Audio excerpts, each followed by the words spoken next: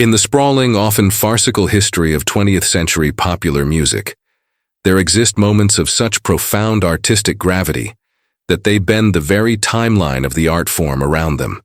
These are not merely memorable performances or successful record launches.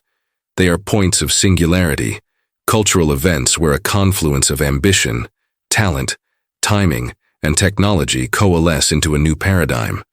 They are coronations disguised as concerts. For the British ensemble known as Yes, a collective of virtuosos whose musical aspirations bordered on the architecturally insane, that defining moment of coronation unfolded across two cold London nights, December 15th and 16th, 1972, within the cavernous, almost holy confines of the Rainbow Theatre.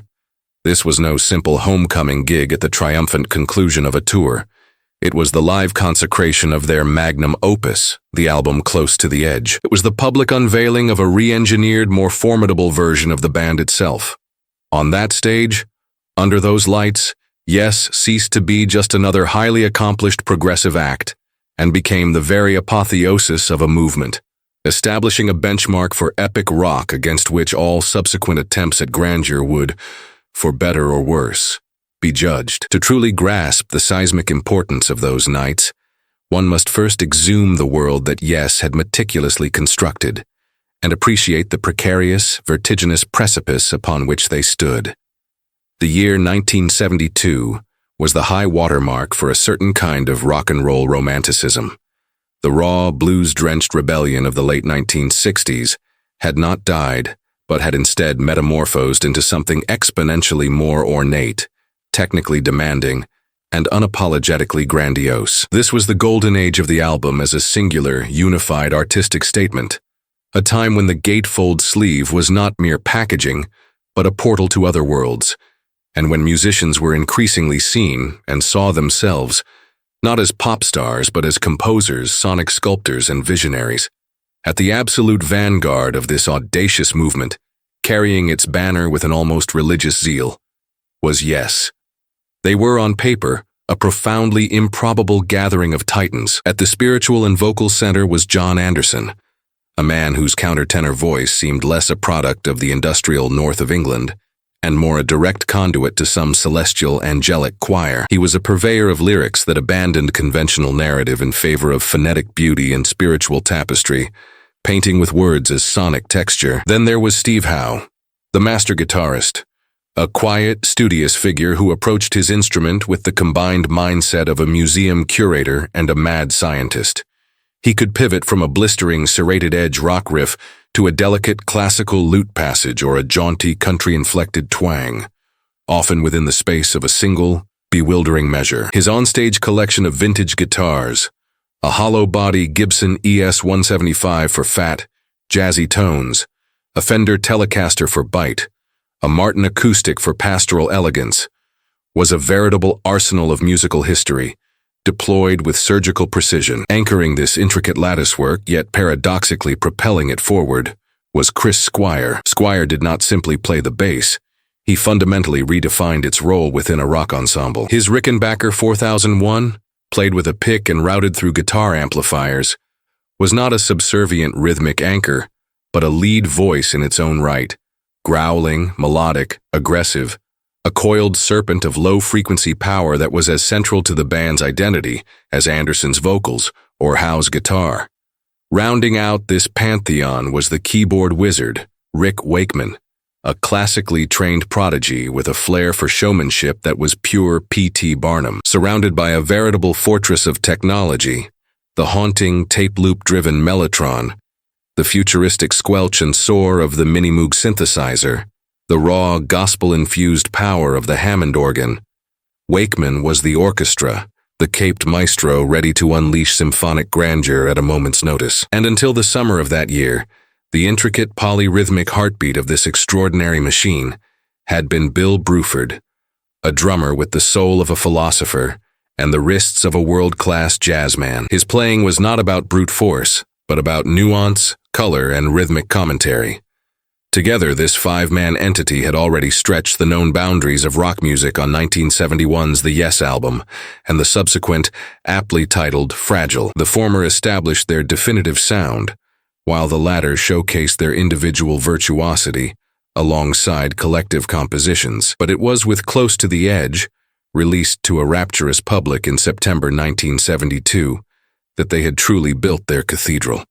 Consisting of a single 18-minute piece occupying the entire first side of the vinyl, it was a work of staggering complexity and profound resonant beauty. Structured like a four-movement symphony and loosely inspired by the spiritual journey in Hermann Hesse's novel Siddhartha, it was the ultimate, uncompromising statement of progressive rock's highest aspirations. Against all commercial logic, it was a massive success, climbing to number 3 in the US and number 4 in the UK. Yes was, by any objective measure, at the absolute peak of its powers, the undisputed kings of a burgeoning musical empire. But empires are notoriously fragile constructs, and just as they planted their flag on the summit, a foundational piece of their architecture abruptly and shockingly removed itself. Bill Bruford quit. For the casual observer, for the record executives, for the legion of fans, the timing was an act of lunacy. To achieve that level of success, to stand on the cusp of a world-conquering tour for your defining work, and then to simply walk away seemed like a spectacular act of professional self-immolation. But for Bruford, it was a move of profound artistic integrity, an act of self-preservation. He was a creature of improvisation, of the moment, the meticulous, painstaking process of creating Close to the Edge, which he later described as moribund, a process of endlessly debating and locking down every single note, had become creatively suffocating. He saw the future of Yes as the repetitive, albeit immensely lucrative business of faithfully replicating this complex, static music on stage, night after night. He yearned for the unknown, for the faster, hotter, looser, improvisational fire he knew he would find with Robert Fripp's iconoclastic King Crimson. His departure on the very eve of the Close to the Edge tour was a crisis of existential proportions, a blow that could have, and perhaps should have, shattered a lesser band. Instead, in a move that speaks volumes about the band's relentless forward momentum, it became a moment of dramatic rebirth. There was no time for hand-wringing. A tour of North America was booked. The search for a replacement was swift and decisive. The man chosen for this impossible task was Alan White. White was a musician forged in a different fire. He had been the powerful engine room for John Lennon's Plastic Ono Band, drumming on the legendary Instant Karma and the Imagine album. He had played with George Harrison, Joe Cocker, and a host of others. He was a different kind of beast entirely from his predecessor, where Bruford was a creature of intellect and exquisite nuance, a surgeon of the skins whose playing was a filigree of rhythmic dialogue. White was a force of nature. He was a rock drummer, pure and simple, possessed of immense power, an unshakable meter, and an innate feel for the grand gesture that arena-sized music demanded. The task before him was nothing short of Herculean. He was given a mere 3 days to learn some of the most complex, rhythmically demanding music in the entire rock canon before the tour was set to begin in Dallas, Texas. It remains to this day one of rock and roll's legendary trial-by-fire initiations. This change was fundamental. It was not a simple substitution of personnel. It was an ideological shift in the band's rhythmic philosophy. Bruford's intricate, jazz-laced fills and skittering cymbal work on the album were a cerebral delight, a feast for the musically literate. But Alan White's straightforward locomotive power provided the music with a visceral gut punch in a live setting. He simplified some of Bruford's more complex patterns, not out of a lack of ability, but out of a deep understanding of what was required to make this music work in a vast, reverberating hall. Some purists and critics cried foul, lamenting the loss of Bruford's delicate intellectual touch. They were, in their own way, correct, but they were also missing the point entirely. This wasn't about replacing Bruford. It was about reinventing the engine for a vehicle that had evolved from a sports car into a battleship. A vessel built to command the enormous spaces of American arenas, and ultimately, London's grandest rock palace. White was the turbine they now needed. He provided a rock-solid foundation upon which the Baroque flights of fancy from Howe, Squire, and Wakeman could be securely built. And what a palace the Rainbow Theatre was. Situated in Finsbury Park, this was not just another grubby rock venue smelling of stale beer and desperation. It was a former Astoria cinema, a magnificent, cavernous Art Deco dream palace built in the 1930s, now reborn as the premier showcase for rock music's new aristocracy. To play the rainbow was a rite of passage. It was to have unequivocally arrived. Its history was already storied. The Who had played a famous set there. Pink Floyd had premiered an early version of The Dark Side of the Moon on its stage earlier that year. David Bowie would famously kill off his Ziggy Stardust persona there the following summer. Its sweeping proscenium arch, its theatrical ambiance, its sheer sense of scale lent an air of grand occasion to every performance. For a band as inherently theatrical and compositionally ambitious as Yes, it was the perfect stage, the only stage that could truly contain them. And for these 2 nights in December, it would be transformed into their personal cathedral. The shows on December 15th and 16th were the grand finale of a grueling but triumphant 3-month tour. They were a chance for the band to present their new music and their formidable new lineup to their adoring and expectant home crowd. The stakes were raised even higher by the presence of film cameras and a mobile recording unit. These performances were being captured for a planned live album and concert movie, a project that would eventually become the seminal triple album document, Yes Songs. The pressure was immense, but it was matched by a palpable confidence, the swagger of a band that knew it was operating at a level few could even comprehend, let alone match. As the house lights dimmed and the magisterial opening chords of Igor Stravinsky's Firebird Suite filled the hall, the statement of intent was as subtle as a sledgehammer. This was not going to be a simple rock and roll show.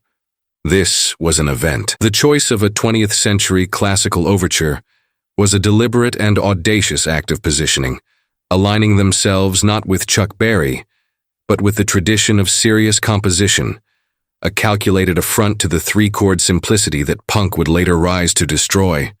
Then, as the Stravinsky faded, the stage lights erupted, revealing a set that looked like something torn from a fever dream, a landscape from a distant alien planet. This was the public's first major 3-dimensional immersion into the visual universe of Roger Dean, the artist whose fantastical, otherworldly landscapes on the Fragile and Close to the Edge album covers had become inextricably linked with the band's sound. Elaborate, organic-looking fiberglass structures, resembling strange bone formations or alien flora, framed the band. They were bathed in a sophisticated multicolored light show, engineered by Michael Tate, that was not an afterthought but a fully integrated component of the performance.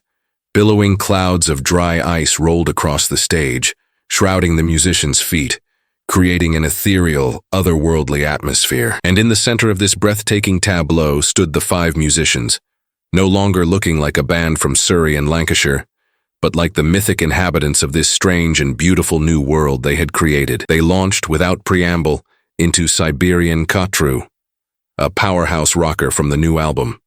It was the perfect opener, a declaration of force that immediately showcased the formidable unified power of the new rhythm section. Squire's bass was a thunderous, galloping force, his treble-heavy Rickenbacker tone cutting through the mix like a buzzsaw, and behind him, White's drumming was a revelation of controlled power, immense, precise, and utterly propulsive. He wasn't just keeping time. He was launching the entire enterprise into a higher orbit. The intricate high-wire interplay between Howe's sharp, incisive guitar phrases and Wakeman's swirling, Leslie speaker-driven organ fills was breathtaking. A conversation between virtuosos played out at lightning speed. This was the sound of a band that had been hardened and honed on the road, playing with a ferocity and tightness that could only be born from absolute mastery of their craft. The set list that followed was a carefully curated journey through the band's recent golden era, a narrative of their rapid artistic evolution. I've Seen All Good People, transformed from a radio-friendly track into a joyous communal anthem. Its gentle, folk-like opening, Your Move, with Anderson's voice at its most pastoral, served as a moment of quiet reflection before the song exploded into its second half, All Good People, a triumphant organ-drenched finale that had the entire theater clapping and singing along. Then came Heart of the Sunrise from Fragile, an exercise in extreme dynamics that remains one of their most compelling pieces. It opens with one of rock's most iconic and menacing riffs, a jagged, aggressive unison line driven by Squire's snarling, distorted bass. The verses were a maelstrom of controlled chaos, a musical depiction of urban anxiety, which would then suddenly, miraculously, collapse into moments of serene, heartbreaking beauty. This was the band's genius for arrangement on full display. Their unparalleled ability to navigate complex, shifting time signatures and jarring, violent transitions with a fluid, almost balletic grace. And soaring above it all, a beacon of pure melody in a storm of sonic invention, was Anderson's voice, delivering his enigmatic lyrics with a conviction that made them feel like profound truths. No Yes concert of this era would be complete without the individual showcases, moments for the Titans to demonstrate their singular prowess. Steve Howe, a diminutive figure in the vastness of the stage, held all 2,500 people in the palm of his hand, with nothing but a wooden box and 6 strings. He delivered a stunning acoustic set, featuring his signature piece, Clap, a fleet-fingered, ragtime-inflected tribute to country picker Chet Atkins, and the more melancholic, classically inspired Mood for a Day. It was a dazzling display of technical facility, but more importantly, of profound musicality, a potent reminder that beneath all the electric bombast and science fiction stage sets lay an artist of incredible subtlety and grace. Not to be outdone, Rick Wakeman, resplendent in a famously glittering floor-length cape that would become his trademark, delivered a solo spot that was a masterclass in keyboard showmanship. Drawing from his yet-to-be-released debut solo album, The 6 Wives of Henry VIII, he created a whirlwind of sound, cascading classical arpeggios, majestic fanfares from his brass simulating Moog, and even a playful, virtuosic snippet of Jingle Bells, a cheeky nod to the Christmas season. It was audacious, it was preposterous, it was over the top, and it was utterly, undeniably magnificent. It was pure theater.